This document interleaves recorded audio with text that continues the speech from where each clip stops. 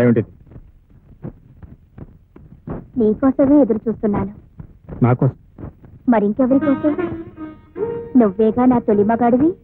నీకు నాకు ఏమిటి సంబంధం? తెలీదా?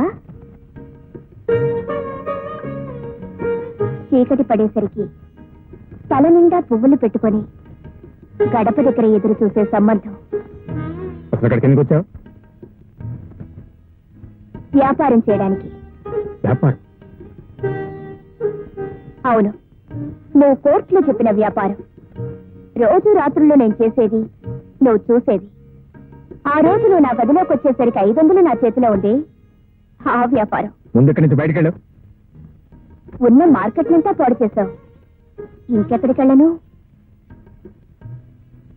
అరే, అదే కుర్చీ ఇక్కడే ఉంది.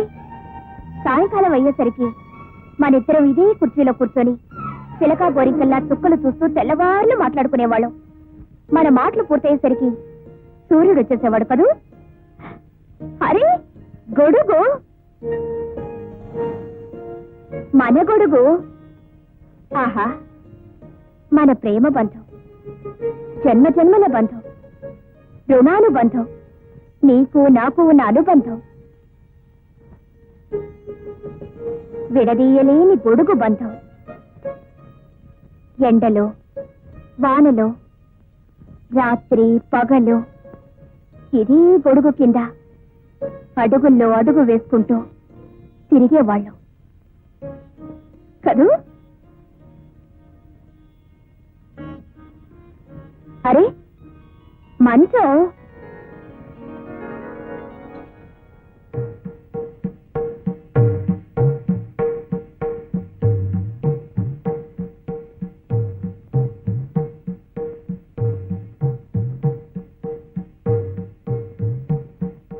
ఇదే కదూ ఆ 500 రూపాయల మంచం.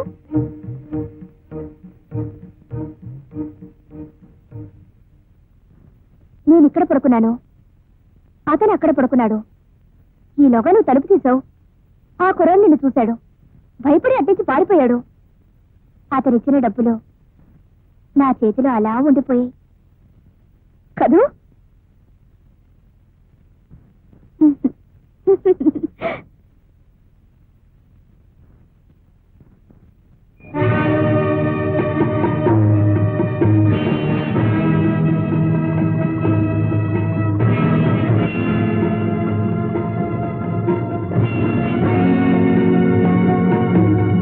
ఏమిటిది? నీకు తెలిసిందేగా. నువ్వు ఆడదాను కాదు.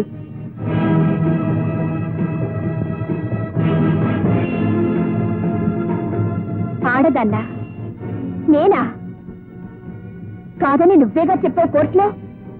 ప్రేమించిన వాడిని మోసం చేశానని, మరొకరితో తిరుగుతున్నానని. చూడు, నీ గురించి నాకు తెలియదు. నీకు అన్యాయం చేయాలని ఉద్దేశంతో మాత్రం ఆ పని చేయలేదు. తెలియని వాడివి నా గురించి తెలిసినట్టు, నాతో కాపురం చేసినట్టు 10 మందిలో ఎలా చెప్పావు? అది నా వృత్తి. నువ్వు డబ్బు కోసం ఏమైనా చేస్తావు కదూ. సరే, నన్ను ఇప్పుడు చంపాలి. ఎంత తీసుకుంటావో చెప్పు. అది నా వృత్తి కాదు. ఇప్పుడు అంతకంటే తక్కువేం చేశావు? పండంటే బ్రతుకును నాశనం చేశావు. అసలు నన్ను ఎరుగుదువా? నన్ను ఎప్పుడైనా చూసావా? నన్ను చూడకుండా, నా గురించి తెలియకుండా ఎందుకింత దారుణాన్ని కొడిగట్టావు? నన్నెందుకు బజార్దాన్ని చేశావు? ఇప్పుడు ఎలాగో నా బ్రతుకు బజార్న పడాల్సిందే. అందుకే ఆ బజారు బ్రతుకు నీతోనే ప్రారంభిస్తాను. ఆ రోజు 500కి ఎవరితోనో పడుకున్నానన్నావు.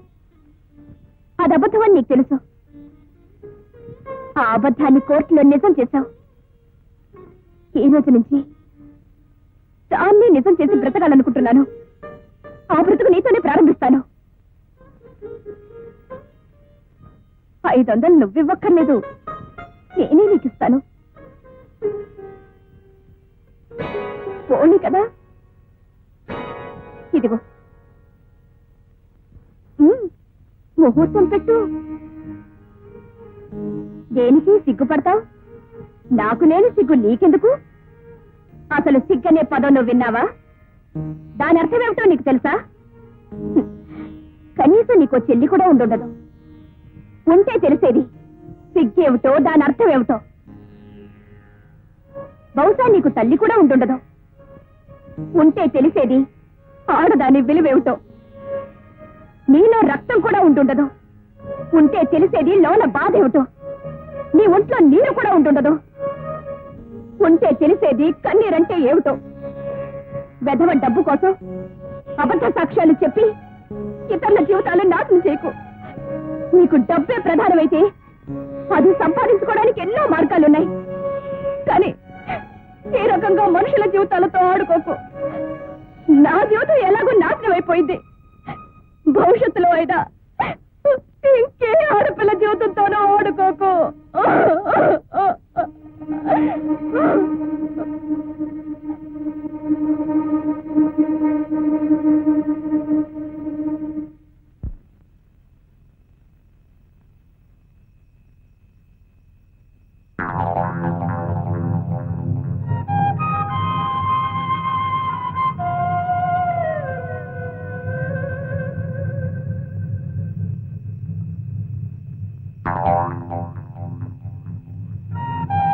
(1977) జనవరి 31న నీ మీద హత్యానేరం మోపి నిన్ను జైలుకు పంపించింది ఎవరని కదా నీ అనుమానం?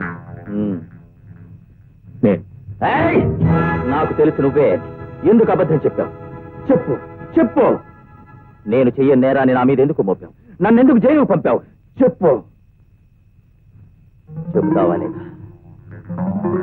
చెప్పు చెప్పు.